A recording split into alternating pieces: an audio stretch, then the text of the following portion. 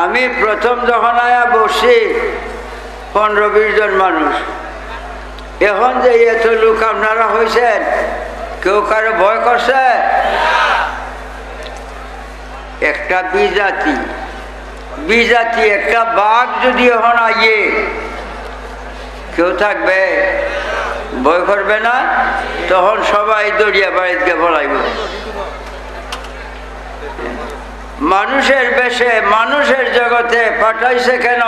মানুষের যেন ভয় ভীত না থাকে, এই মানুষকে যেন আল্লাহর দাওয়াত লা ইলাহা ইল্লাল্লাহ মানুষের মধ্যে যেন প্রচার প্রকাশ করতে পারে। সেই মক্কা নগরে মূর্তি পূজায় বড় ছিল। মানুষের যারা মূর্তি পূজা করত তারা মানুষ, এই মানুষের বেশে না আইলে মানুষ মক্কা নগরের ভয় পাইত। মানুষের যেন ভয় না থাকে সেই জন্য মানুষের বেশে মক্কা নগরে শুভ আগমন।